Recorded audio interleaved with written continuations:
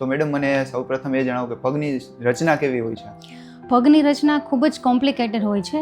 પગ છે એ નાના નાના 26 હાડકાં, 29 સાંધાઓ અને 42 સ્નાયુનો બનેલો હોય છે અને એકદમ કોમ્પ્લિકેટેડ એની રચના હોય છે. પગના અંગૂઠામાં નખ જે છે એ ચામડીમાં ખૂંચતા હોય છે, ત્યારે શું કરવું જોઈએ? ઘણા બધા એવા પેશન્ટ્સ બી આવતા છે જેને કેન્સરના કારણે ઘારા પડી ગયા હોય છે, તો એમાં આપણે કઈ રીતે મદદરૂપ થઈ શકીએ?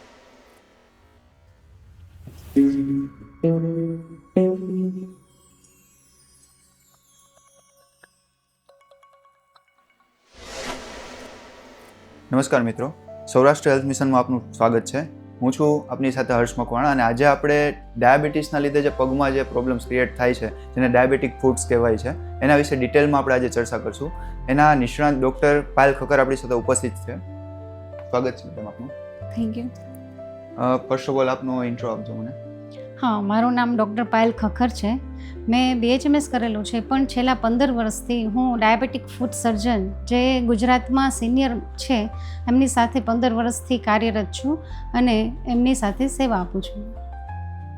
ઓકે, જનરલી જે પગની રચના કેવી હોય છે આપણે એના વિશે જાણશું કે ડાયાબિટીસના લીધે પગ જે છે એમાં ઘણી બધી તકલીફો થાય છે અને પગના લીધે શરીરમાં બીજા ઘણા ભાગોમાં બી બીજી તકલીફ ક્રિએટ થાય છે, તો એના વિશે બી ડિટેલ્સમાં આપણે જાણશું. તો મેડમ મને સૌપ્રથમ એ જણાવો કે પગની રચના કેવી હોય છે? પગની રચના ખૂબ જ કોમ્પ્લિકેટેડ હોય છે. પગ છે એ નાના નાના 26 હાડકાં, 29 સાંધાઓ અને 42 સ્નાયુનો બનેલો હોય છે અને એકદમ કોમ્પ્લિકેટેડ એની રચના હોય છે. અને ડાયાબિટીક ફૂટ એ પેશન્ટ માટે ખૂબ જ આમ કહી શકાય કે એક ચીકણી પરિસ્થિતિ હોય છે કે ઘણી વખત ડાયાબિટીક ફૂટ છે ને એ વર્ષો સુધી દર્દી એમાંથી મુક્ત થતો નથી રોગમાંથી, અને દર્દીને ખૂબ જ ધ્યાન રાખવું પડતું હોય છે અને મેઇનલી પગ રિલેટેડ હોય છે એટલે એને રેસ્ટ આવતો હોય છે અને ચાલવાની મનાઈ આવતી હોય છે, એટલે ખૂબ જ કોમ્પ્લિકેટેડ રોગ છે. ડાયાબિટીસમાં મૂળ પગમાં થાય છે શું એક્ઝેક્ટલી? ડાયાબિટીસમાં મેઇન તો એવું હોય છે કે ડાયાબિટીસને કારણે જેમ જેમ ડાયાબિટીસને સમય થતો જાય છે તેમ ડાયાબિટીસને કારણે પગના જ્ઞાનતંતુ ખરાબ થઈ જાય છે અને જ્ઞાનતંતુ ખરાબ થઈ જાય છે એટલે પગ બેરા થઈ જાય છે. પગમાં કંઈ વાગવાનો કે એવો અહેસાસ રહેતો નથી, એટલે દર્દીને શિયાળા, ઉનાળા, ચોમાસા દરેક ઋતુમાં અલગ અલગ ધ્યાન રાખવું પડે છે. જેમ કે શિયાળો હોય તો વાઢિયો પડે, વાઢિયામાંથી ઘણીવાર રસી થાય છે. ઉનાળામાં અમે અત્યારે એવું કરી રહ્યા છીએ કે ઉનાળામાં જ્યારે દર્દીને જ્ઞાનતંતુ ખરાબ થઈ જાય છે, ચાલે છે ત્યારે ખબર નથી પડતી, ખુલ્લી સપાટી ઉપર મંદિર, મસ્જિદ, દેરાસર, ચર્ચ એવી જગ્યાએ ખુલ્લી સપાટી ઉપર પગમાં મોજા પહેર્યા વગર ચાલે છે ત્યારે દર્દી દાઝી જાય છે અને એ દાઝી જાય છે ત્યારે એને ખબર રહેતી નથી. જ્યારે એ જોવે છે બીજા દિવસે ફોડલા પડે, લોહી નીકળે, રસી નીકળે, ત્યારે દર્દીને છેક ખ્યાલ આવે છે કે મને આ તકલીફ થઈ છે. પરંતુ ડાયાબિટીક ફૂટ એ એટલી ખરાબ પરિસ્થિતિ છે કે દર્દીને કાંઈ પણ વાગવાની સમજણ રહેતી નથી અને દર્દી ચાલ્યા કરે છે અને પોતાના પગને જ નુકસાન કરે છે. એ બહુ ખરાબ પરિસ્થિતિ છે દર્દી માટે. પગની તપાસ માટેની કેટલીક પદ્ધતિઓ છે અને શા માટે જરૂરી હોય છે? પગની તપાસ માટેની ઘણી બધી પદ્ધતિઓ હોય છે. મશીન હોય છે અને હાથેથી પણ. જો પેશન્ટ પહેલાં આવે તો આપણે તો શરૂઆતમાં પહેલાં પેશન્ટનો પગ જોવાનો કે એના પગમાં કાળાશ છે કે નહીં, નખ બરાબર છે કે નહીં, કલર બરાબર છે કે નહીં, નખની તપાસ કરવાની, આંગળીઓ વચ્ચે જોવાનું કે બધું બરાબર છે કે નહીં. પછી આપણે મશીનથી પણ તપાસ કરી શકીએ છીએ, જેમ કે ટ્યુનિંગ ફોર્ક, એનાથી પણ એને ખ્યાલ આવે કે આને પગમાં કેટલું સેન્સેશન છે. પછી મોનોફિલામેન્ટ એક પદ્ધતિ છે, એનાથી પણ ખ્યાલ આવે કે પગને કેટલું સેન્સેશન છે, દર્દીને પગમાં સેન્સેશન છે કે નહીં. એના ઉપરાંત ડોપલર નામનું મશીન આવે, તેનાથી ખ્યાલ આવે કે પગમાં સર્ક્યુલેશન કેટલું છે, બ્લડનો ફ્લો બરાબર છે કે નથી.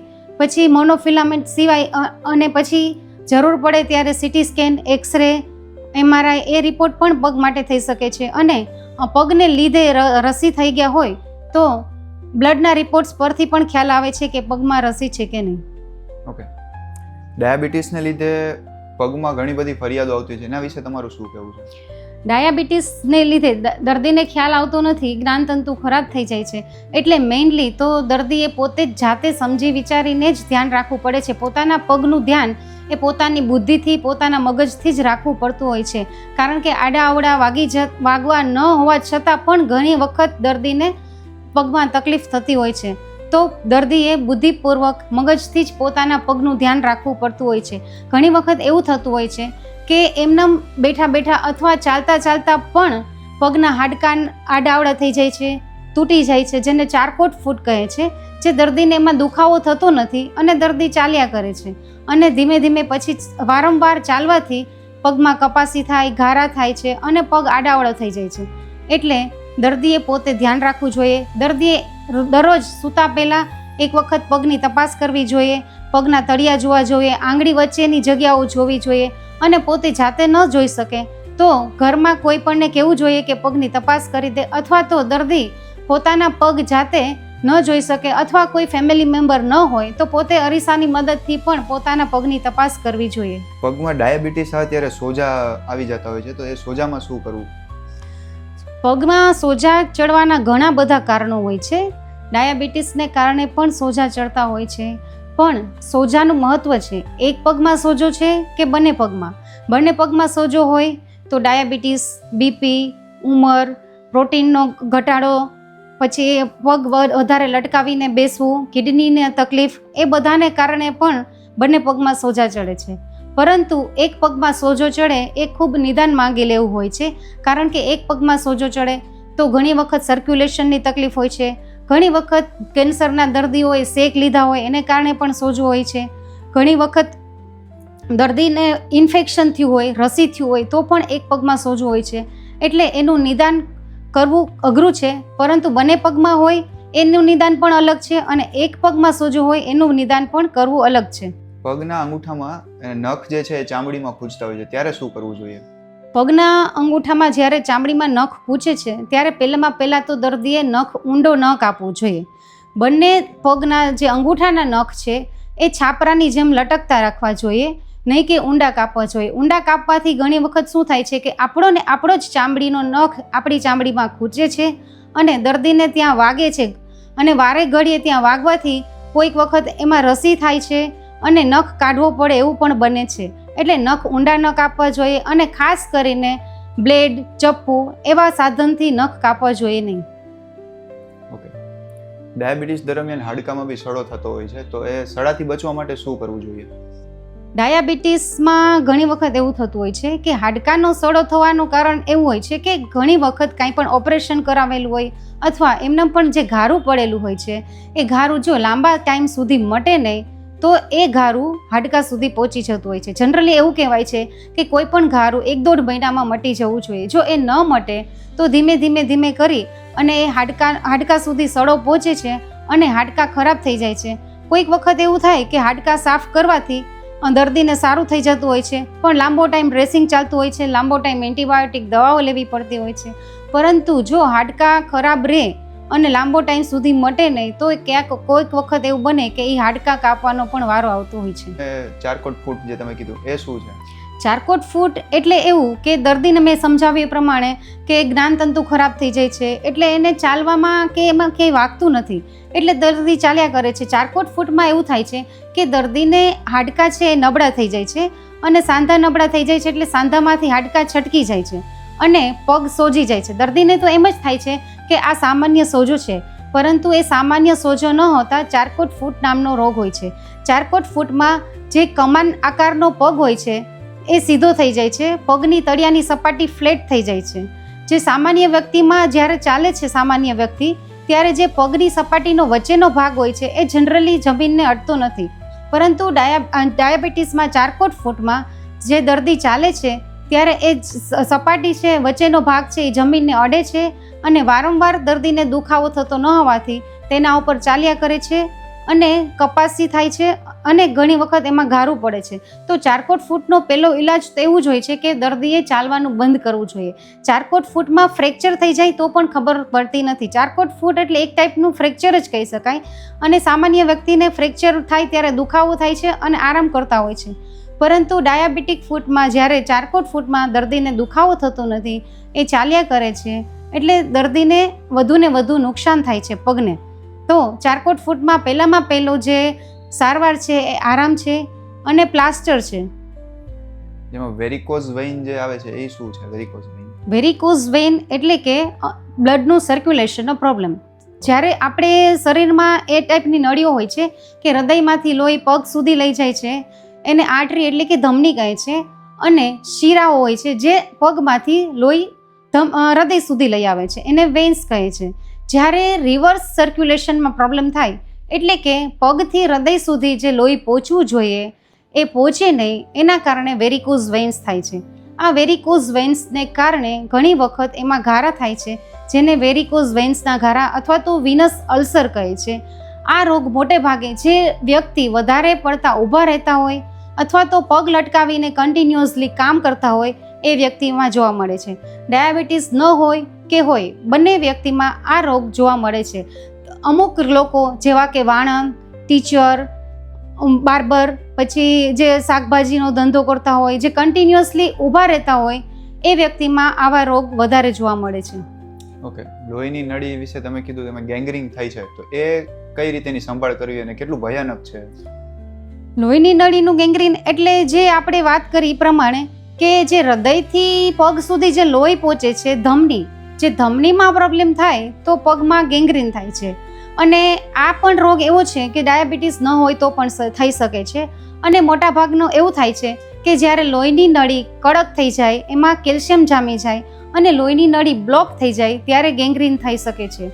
અને જેની સ્મોકિંગની હિસ્ટ્રી હોય છે, જે લોકો વધુ સ્મોકિંગ કરતા હોય છે, એ લોકોને પણ ગેંગ્રીન થવાની શક્યતા હોય છે. લોહીની નળી બંધ થઈ જાય એટલે લોહીનું સર્ક્યુલેશન ન આવે અને લોહી ત્યાં સુધી કોઈ પણ પાર્ટ સુધી પહોંચે નહીં. ઘણી વખત એવું હોય છે કે ડાયાબિટીસના દર્દીમાં બંને પગમાં લોહીની નળીમાં તકલીફ હોય છે. બંને પગમાં એવું હોઈ શકે છે કે લોહી પૂરતું ન ફરતું હોય, ત્યારે એને એવું થાય કે જ્યારે ચાલે ત્યારે પિંડીમાં દુખાવો થાય. પરંતુ જ્યારે પગમાં કંઈ વાગે, વાડિયો થાય, ચીરો પડે, દાજી જાય ત્યારે એ ગંભીર સ્વરૂપ ધારણ કરે છે અને ત્યારે ગેંગ્રીન થવાની શક્યતા હોય છે. જ્યારે દર્દીને કંઈ વાગતું નથી અને લોહીની નળીનો પ્રોબ્લેમ છે તો એટલો બધો વાંધો નથી આવતો, પરંતુ જ્યારે કાંઈ તકલીફ થાય છે પગને ત્યારે ગેંગ્રીન થવાની શક્યતા રહે છે. ઓકે, તમે વચમાં વારે અમુક વસ્તુમાં કીધું કે ઘારા પડે છે, જે તો એ ઘારા પડે કે મતલબ કે ઘાવ લાગે છે ત્યારે એમાં ડ્રેસિંગનું કેટલું મહત્વ હોય છે? ડ્રેસિંગ અત્યારે તો આપણે વાત કરીએ તો માર્કેટમાં પહેલાં તો બીટાડીન, ડેટોલ એવા જ ડ્રેસિંગ મટીરિયલ અવેલેબલ હતા. હવે તો માર્કેટમાં 5000થી વધારે પણ ડ્રેસિંગ મટીરિયલ ઉપલબ્ધ છે અને કયા ટાઈમે કયું ડ્રેસિંગ વાપરવું એ ખૂબ જ મહત્ત્વ ધરાવે છે. અને ડ્રેસિંગનું મહત્ત્વ ખૂબ જ છે અને એના ઉપર પણ એક બુક લખેલી છે, science of wound healing and dressing material. એ એક બુક છે જે સાયન્ટિફિક બુક છે કે કયા ઘારામાં કયું ડ્રેસિંગ વાપરવું. અને ઘારાના પણ ઘણા પ્રકારો હોય છે. વિનસ અલ્સરનું ઘારું હોય છે, ગેંગ્રીનનું ઘારું હોય છે, ઘણી વખત વાનું ઘારું હોય છે, પાયોડર્મા ગેંગ્રીનોઝમ કહેવાય, વાસ્ક્યુલાઇટિસ કહેવાય, એવા પણ ઘારા હોય છે. પ્રેશર અલ્સર હોય છે, પ્રેશરનું પણ ઘારું હોય છે. દર્દી જ્યારે આઈસીયુમાં કન્ટિન્યુઅસલી સૂતો હોય અને એની પોઝિશન એકને એક રહે અને ફરે નહીં તો પણ ઘારા થતા હોય છે, એને પ્રેશર અલ્સર કહે છે. એ જનરલી બેક સાઈડમાં થાય છે અને હિલ પાસે પણ થતા હોય છે.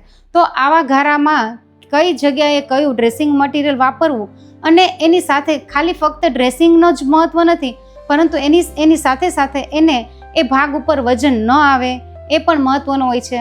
અને વિનસ અલ્સરના ઘારા, જે વેરિકોઝ વેઇનના અલ્સરના આપણે જે ઘારા કહીએ છીએ, એને કમ્પ્રેશન બેન્ડેજનું એમાં ખૂબ જ મહત્ત્વ હોય છે કે એના ઉપર પ્રેશર આવે, પગ ઉપર ફીટ પાટો બંધાયેલો રહે તો પગ ફૂલતો નથી, અને પગ ફૂલતો નથી, પગમાં સોજો ચડતો નથી, તો એ ઘારા જલ્દીથી ઉતરે છે અને ઘારાનો સોજો ઉતરે છે અને ઘારા ઝડપથી મટે છે. એટલે ડ્રેસિંગની વાત કરીએ તો ઘારા પ્રમાણે, દર્દી પ્રમાણે, અને ઘણા ડ્રેસિંગ એવા હોય છે જે દર્દી એફોર્ડ નથી કરી શકતા, તો આપણે દર્દીની માનસિક પરિસ્થિતિ, દર્દીની આર્થિક પરિસ્થિતિ એને ધ્યાનમાં રાખીને પણ આપણે ડ્રેસિંગ ચૂઝ કરવું જોઈએ. ઓકે, ઓક્સિજન દ્વારા આની કોઈ સારવાર થાય છે કે એના સિવાય બીજી કઈ રીતે થાય છે? હા, ઘારાની જે સારવાર છે એ ઓક્સિજનથી પણ સારવાર થાય છે, પણ જ્યારે ગેંગ્રીનના ઘારા કહીએ આપણે, ગેંગ્રીનને લીધે જે પગમાં તકલીફ હોય એ ઘારા હોય ત્યારે ઓક્સિજન થેરાપીનું મહત્ત્વ છે. બાકી આપણે ચારકોટ ફૂટના ઘારા, વેરિકોઝ વેઇનના ઘારા એમાં એટલું મહત્ત્વ નથી, પરંતુ ઓક્સિજન થેરાપી પણ એક સારવાર છે જેમાં આપણે વાતાવરણમાં જે ઓક્સિજન હોય છે એના કરતાં 3 ગણો ઓક્સિજન આપી એક ચેમ્બરમાં દર્દીને બેસાડવામાં આવે છે અને એ દર્દીના અમુક સિટિંગ હોય છે કલાકોના, એ કલાક પ્રમાણે એને સિટિંગ આપે છે અને એ દર્દીને એ ચેમ્બરમાં બેસાડવામાં આવે છે અને દર્દી પોતાની શ્વાસથી જે ઓક્સિજન લે છે એ ઓક્સિજનમાં 3 ગણું પ્રમાણ હોય છે અને એ ઓક્સિજન ધીમે ધીમે ત્યાં નળી દ્વારા ઘારા સુધી પહોંચે છે અને આ રીતે ઓક્સિજન દ્વારા દર્દીને સારવાર મળે છે. ઓકે, ડાયાબિટીસમાં જે ઘાવ પડે છે એમાં ઘણીવાર પેશન્ટ ટાઈમ ટુ ટાઈમ ડ્રેસિંગ્સ બી કરે છે, બધું કરે છે, કાળજી રાખે છે, છતાં એને એમનું મટતું નથી, તો એનું કારણ શું? ઘારા એવા હોય છે, ન મટવાનું કારણ ઘણા બધા હોય છે. ધારો કે આપણે એમ કહીએ કે સાદું ઘારું છે, પણ જ્યારે પગમાં સપાટી ઉપર ઘારું હોય છે ત્યારે ફક્ત ડ્રેસિંગ કામ કરતું નથી. એ સપાટી ઉપર વજન ન આવે એ પણ ખૂબ જ મહત્વનું હોય છે. ધારો કે તમને અંગૂઠા ઉપર ઘારું છે, અંગૂઠા ઉપર ઘારું છે, તમે ડ્રેસિંગ દરરોજ કરો છો તેમ છતાં મટતું નથી. એનું કારણ એ છે કે જ્યારે તમે ચાલો છો ત્યારે તમને દુખાવો નથી થતો, એ ઘારા ઉપર ચાલ્યા કરો છો, એના કારણે ઘારું મટતું નથી. તો ઘારા ઉપર ન વજન આવે એવા ખાસ જાતના ડ્રેસિંગ, ખાસ જાતના પેડ આવે છે, પ્લાસ્ટર આવે છે, એનો ઉપયોગ કરવામાં આવે. અને ખાસ જાતના પગરખાં પણ અત્યારે ઉપલબ્ધ છે, સાયન્ટિફિક એના પગરખાં બને છે. જો એ પહેરી અને સમજી વિચારીને ચાલવામાં આવે તો આવા ઘારાઓ મટાડી શકાય છે. બાકી ફક્ત ને ફક્ત ડ્રેસિંગથી અમુક ઘારા મટતા નથી. ઓકે, મતલબ બૂટ, ચંપલ કે સેન્ડલ એનું બી હા, મહત્વ એનું ખૂબ જ મહત્વ હોય છે. કારણ કે જે વ્યક્તિ ચાલે છે એનું વજન, દર્દીનું પૂરેપૂરું વજન એ એના પ્લાન્ટર સરફેસ એટલે કે તળિયા ઉપર આવે છે. તો તળિયા ઉપરના ઘારા, જે દર્દીનો વજન હોય 40, 50, 60, 80 કિલો વજન, એ ઘારા ઉપર પડે છે. અને ઘારા ઉપર એટલું પ્રેશર આવવાથી એ ઘારું મટતું નથી. અને ઘારાની જગ્યા પણ મહત્વની છે. ઘણી વખત સાંધા પાસેના ઘારા હોય અને દરરોજ ડ્રેસિંગ કરવામાં આવે તો ન મટે. આપણે એ સમયે જે ઘારા, સાંધા પાસેના ઘારા છે એ સાંધાની મૂવમેન્ટ અટકાવવી પડે છે, એ જગ્યાએ પ્લાસ્ટર આપવું પડે છે અને દર્દીને આરામ આપવો પડે છે. તો આવા ઘારા મટાડી શકાય છે. ઓકે, ડાયાબિટીસમાં પગની સાથે બીજી કઈ તકલીફ થઈ શકે છે? ડાયાબિટીસ એ દર્દી માટે ઘણો બધો, આમ જોઈએ ને તો રોગોનો ભંડાર કહી શકે. કે ડાયાબિટીસને કારણે દર્દીને આંખમાં, કિડનીમાં, હૃદયમાં બધી જગ્યાએ નુકસાન થાય છે. આંખના પડદાને નુકસાન થાય છે, હૃદયની નળીને નુકસાન થાય છે, કિડનીમાં નુકસાન થાય છે, કિડનીમાં સોજા ચડે છે. જેમ અને મગજમાં આપણે એમ કહીએ કે જ્યારે પગમાં લોહી ન ફરે ત્યારે ગેંગ્રીન થાય છે, હૃદયમાં લોહી ન ફરે ત્યારે એટેક આવે છે અને મગજમાં લોહી ન ફરે ત્યારે પેરાલિસિસ થાય છે. તો આ બધું ડાયાબિટીસને કારણે પગ, હૃદય, કિડની, આંખ બધાને નુકસાન થાય છે. તો ડાયાબિટીસ કંટ્રોલમાં રાખવું જરૂરી છે. અને એ ખૂબ જ દર્દીને એવું થાય છે કે કાંઈ વાંધો નથી, પણ ઘણા વખત એવું થાય કે આ લાંબા સમયનો રોગ છે. ડાયાબિટીસ એવું નથી કે ચલો એકવાર આવ્યું અને પછી એની ટ્રીટમેન્ટથી જતું રહે છે, એવું નથી હોતું. એટલે દર્દી પણ ઘણી વખત કંટાળી જાય છે. એટલે ડાયાબિટીસ સાથે જીવતા શીખો. ડાયાબિટીસને અપનાવીને ખોરાકમાં ધ્યાન રાખો, કસરત કરો અને દવાઓ નિયમિત પ્રમાણે સાયન્ટિફિક દવાઓ લ્યો તો એનું મહત્વ છે. ઘણા લોકો હોય ને કે મેડમ કે આમ ગામડામાં રહેતા હોય કે ઘણા અત્યારે ગામડામાંથી સિટીમાં તો ઘણા હોય છે, મતલબ જૂના જમાનાવાળા કે કાંઈ પણ લાગે કરે કે ડાયાબિટીસ થાય, કોઈ ઘરેલું ઉપચાર કરતા હોય, દેશી ઉપચાર કેટલા યોગ્ય છે? અમે એવા ઘણા પેશન્ટ જોયા છે, જ્યારે દર્દીને કાંઈ પણ પગમાં તકલીફ હોય એટલે મોરનું પીછું બાંધે, કાળો દોરો બાંધે, ઘણી વખત કોલગેટ લગાડે, ભૂકી લગાડે, અમુક વનસ્પતિઓનો લેપ લગાડે. પરંતુ આ બધી દવાઓ દર્દીને એમ થાય છે કે એનાથી એને મટે છે, પરંતુ અમે એવા ઘણા કેસીસ જોયા છે કે આવું બધું કરવાથી દર્દીનું મૃત્યુ પણ થઈ શકે છે. એટલે આ બધી તકલીફો હોય છે દર્દીને, પણ આ બધી અંધશ્રદ્ધામાં ન માનતા સાયન્ટિફિક જે વૈજ્ઞાનિક રીતે સાચું છે એ તો કરવું જ જોઈએ. ભલે દર્દીને એવું કરે કે બધી અંધશ્રદ્ધાઓ કરે, પણ સાથે સાથે જે વૈજ્ઞાનિક રીતે સાચી સારવાર છે, દવાઓ છે, એ બધું કરવું જોઈએ. દર્દીને ઘણી વખત એમ થાય છે કે ગેંગ્રીનને આગળ વધતું અટકાવવા માટે આપણે કંઈક કપડું બાંધી દઈએ, કંઈક દોરો બાંધી દઈએ, ફીટ બાંધી દઈએ, અને એને મટવાને બદલે એમાં દર્દીના રોગમાં વધારો થાય છે. કારણ કે ફીટ બાંધવાથી ગેંગ્રીન વધે છે, સર્ક્યુલેશન લોહીનું અટકી જાય છે. એટલે આવી અંધશ્રદ્ધાઓને ન માનીને ડૉક્ટર પાસે જઈ અને વ્યવસ્થિત સારવાર કરાવવી જોઈએ. અને તમને કાંઈ પણ અંધશ્રદ્ધા છે તો એની સાથે સાથે કરો, પણ સાયન્ટિફિક રીતે દવા તો કરાવવી જ જોઈએ. ઓકે, અત્યારે વધતા જતા વ્યસનના કારણે પગમાં કઈ કઈ પ્રકારની તકલીફ આવી શકે? વધતા જતા વ્યસનને કારણે આપણે વાત કરીએ તો જે સ્મોકિંગ કરે છે એ સ્મોકિંગને કારણે હૃદયની, મગજની, પગની બધી નળીઓ સુકાઈ જાય છે અને ગેંગ્રીન થવાના ચાન્સીસ હોય છે. ઇવન ડાયાબિટીસ ન હોય તો પણ ગેંગ્રીન થાય છે. અને જ્યારે લોહીની નળી સુકાઈ જાય છે, લોહીની નળીમાં ગેંગ્રીન થાય છે, ત્યારે દર્દીને અસહ્ય દુખાવો થાય છે. દર્દી પગ પકડીને આખો રાત અને દિવસ બેઠો રહે છે અને દર્દીને ઊંઘ આવતી નથી. એટલે એ ખૂબ જ ખરાબ વ્યસન છે જે દર્દીઓ બધા બીડી, સ્મોકિંગ કરે છે અને સિગારેટ લે છે. અને આલ્કોહોલમાં પણ નુકસાન થાય છે. આલ્કોહોલને કારણે લીવરને તો નુકસાન થાય જ છે, પરંતુ આલ્કોહોલને કારણે જ્ઞાનતંતુ પણ ખરાબ થઈ જાય છે અને પગમાં ઝણઝણાટી, બળતરા એવી બધી તકલીફો થાય છે જે ઘણી વખત કોઈ પણ દવાથી મટતી નથી. એટલે આ બધા વ્યસનોથી દૂર રહેવું જ સલાહ ભરેલું છે. મતલબ સ્મોકિંગથી જે તકલીફ થઈ જાય કે પાન ફાકી માવાથી બી થાય છે? પાન ફાકી માવાથી થાય, પણ પાન ફાકી માવાથી એવું થાય છે કે એને કેન્સરની ને એવી શક્યતાઓ વધારે હોય છે. પાન ફાકી માવા ખાવાથી પગમાં ગેંગ્રીન કેવું નથી થતું, પરંતુ સ્મોકિંગ, આલ્કોહોલ એ ડાયાબિટીસને લીધે આ બધી જે તકલીફો છે એમાં વધારો કરે છે. વ્યસનો છે એ બધી તકલીફોને વધારે છે અને બધા રોગોને આમંત્રણ આપે છે. ઓકે. આ દરમિયાન માનસિક રીતે કઈ રીતે સારવાર કરવી જોઈએ? મતલબ કેટલું સ્ટેબલ રહેવું જોઈએ માનસિક રીતે? ડાયાબિટીસના દર્દીમાં, પગની તકલીફવાળા દર્દીને માનસિક તકલીફ બહુ જ થાય છે. કારણ કે કાંઈ પણ આપણે કામ કરવું હોય છે એ આપણે ચાલીને કરવું હોય છે. અને આપણા ભારતમાં આપણા બધા જે દર્દીઓ છે એ આર્થિક રીતે સંપૂર્ણ નથી હોતા, એટલે બધાને કામ કરવું જરૂરી હોય છે. અને ડાયાબિટીક ફૂટમાં સ્પેશિયલી જે ઘારા હોય છે એમાં અમે આરામ કરવાની સલાહ આપતા હોઈએ છીએ. તો એને કારણે પોતાને દવાખાનાના તો ખર્ચા થતા જ હોય છે અને જ્યારે તે નોકરી ધંધા ઉપર નથી જઈ શકતા ત્યારે એમને આર્થિક નુકસાન પણ થતું હોય છે. દર્દીને એમ થતું હોય છે કે પોતાના ફેમિલી ઉપર તે બોજ છે. એના કારણે દર્દીને માનસિક તકલીફ બહુ જ થાય છે. અને અમે જ્યારે આવા પેશન્ટ આવે છે ત્યારે અમે એને સાયકોથેરાપી પણ આપતા હોઈએ છીએ.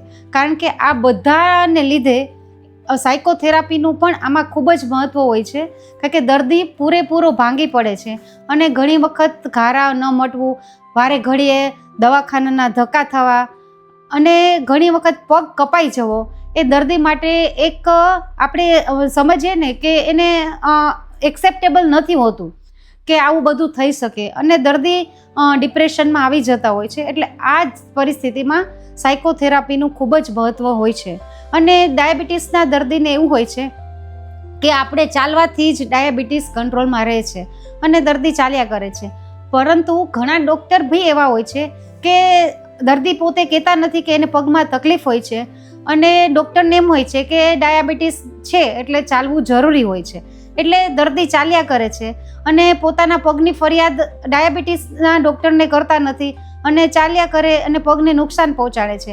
એટલે જે વ્યક્તિને પગમાં ઘારું છે, પગ આડોઅવળો છે, પગમાં સોજો છે કે આવી કાંઈ પણ પગની ઘારાની તકલીફ છે એ દર્દીએ ચાલવા સિવાયની કસરત કરવી જોઈએ. આવા દર્દી સાયકલિંગ કરી શકે છે અને જો ડ્રેસિંગ ન ચાલતું હોય અને બીજી એવી કંઈ આડાઅવળી પગની તકલીફ હોય તો સ્વિમિંગ પણ કરી શકે છે, યોગા કરી શકે છે, વ્યાયામ કરી શકે. પણ આવા ઘારાવાળા દર્દીએ ચાલવાની મનાઈ હોય છે. ઓકે. જેમ તમે પહેલાં કીધું કે ડાયાબિટીસ છે જે એક્સેપ્ટ કરીને જ ચાલવાનું છે, કે ખોરાકમાં કંઈ પણ કાળજી રાખવી, આ તે બધી વસ્તુ. તો ડાયાબિટીસ જેને છે એને તો એક્સેપ્ટ કરી લીધું, પણ હવે આવનારી જનરેશનને કે આવનારા કોઈ બીજા લોકોને અત્યારે જેને ડાયાબિટીસ ન આવે એના માટે શું કાળજી રાખવી જોઈએ? જો ડાયાબિટીસના મેઇન કારણો આપણે વારસાગત હોય છે અને આપણે કંઈ કશું કરી શકતા નથી. એને ઇન્સ્યુલિન દવા લેવા સિવાય બીજી કોઈ સારવાર નથી. પરંતુ ડાયાબિટીસ ન આવે એના માટે લાઈફસ્ટાઈલ જરૂરી છે. આપણે લાઈફસ્ટાઈલ મોડિફિકેશન કરવું જરૂરી હોય છે. જેને પગમાં તકલીફ નથી અને જેને ડાયાબિટીસ ન આવે તો ઓબેસિટી એ પણ એક ડાયાબિટીસ માટેનું કારણ છે. તો એ પણ આપણે જોવું જોઈએ. આપણી જે અત્યારે લાઈફસ્ટાઈલ છે એ વેસ્ટર્ન બની ગઈ છે કે મોડે સુધી જાગવું, જંક ફૂડ લેવા, તો એ બધું પણ આપણે સુધારવાની જરૂર છે. અને ઓબેસિટી હોય તો એ ઘટાડવાની જરૂર છે. એના અત્યારે અમુક દવાઓ, ઇન્જેક્શન આવે છે, પણ ડૉક્ટરની સલાહથી એ આપણે ઘટાડી અને ડાયાબિટીસ ન થાય એ આપણે કાળજી લેવી જોઈએ. તમારે ત્યાં સારવાર માટે ઘણા બધા લોકો આવતા હોય છે, એવું કોઈ પેશન્ટ કે જે મતલબ સારવાર પછી એની લાઈફ આખી ચેન્જ થઈ ગઈ હોય એવું કંઈ? ઘણી વખત એવા પેશન્ટ આવતા હોય છે. અમે વાત કરીએ તો અમુક પેશન્ટને ઘારા વર્ષો સુધી મટતા નથી હોતા અને પગ આડોઅવળો હોય છે. અમે એને ચાલવાની મનાઈ કરીએ છીએ. દર્દી 4-6 મહિના વર્ષ સુધી બધા ડૉક્ટરો પાસે જઈને સારવાર કરાવે છે અને એમ થશે કે આમાં પગમાં તકલીફ થાય છે અને બધા ખર્ચાઓ થાય છે. તો ઘણી વખત એક અમે કડવો પણ સાચો નિર્ણય આપીએ છીએ કે અમુક પેશન્ટને અમે કહીએ કે આવો પગ છે જે તકલાદી પગ છે, તમે ચાલી નથી શકતા અને એના કારણે તમને રસી થાય છે, વારે ઘડીએ એન્ટીબાયોટિક દવાઓ લેવી પડે છે, આરામ કરવો પડે છે, હોસ્પિટલના ધક્કાઓ થાય છે. તો એવું થાય એના કરતાં સારું છે કે આપણે આ પગ કપાવી અને ખોટો પગ પહેરીને ચાલીએ. તો એવા અમારા પેશન્ટ ઘણા આવે છે અને પેશન્ટ પછી આવીને અમને એવું કહે છે કે સાહેબ તમે સારું કર્યું કે મારો પગ કાપી નાખ્યો અને મને જલ્દી સાજા કર્યા, મને રોગમાંથી મુક્ત કર્યા. અધરવાઇઝ હું આ રોગની પાછળ 1-2 વર્ષ મારા બગડી ગયા અને મારા આટલા બધા ખર્ચા થયા. એક પેશન્ટનું નામ કહીશ, એક પેશન્ટ હતા, એનું વિજયભાઈ નામ હતું. એ પેશન્ટનો પગ હતો ત્યાં સુધી એને બહુ ખર્ચા કર્યા, બહુ આરામ કર્યો અને એ પેશન્ટ એકલા જ હતા, એના ફેમિલી મેમ્બર્સ કોઈ નહોતા, એટલે બધું એને જાતે કરવું પડતું હતું અને વારે ઘડીએ પગને નુકસાન થાય, ચાલતા હતા, રસી થાય અને હોસ્પિટલમાં આવે, દાખલ થાય અને બહુ જ હેરાન થતા હતા. પછી એક વખત ઇન્ફેક્શન વધી ગયું એટલે અમારી સલાહ પ્રમાણે એને પગ કપાવ્યો અને પગ કપાવ્યા પછી 3 મહિને ખોટો પગ પહેરીને આજે એ વ્યક્તિ પોતે બીજા વ્યક્તિની સારવાર કરવા માટે જાય છે અને એ પેશન્ટ આજે ખૂબ જ એની લાઈફ સારી રીતે જીવે છે. ઓકે, સ્પેશિયલ ડાયાબિટીક ફૂટના ડૉક્ટર બનવા પાછળનું કારણ તમારું?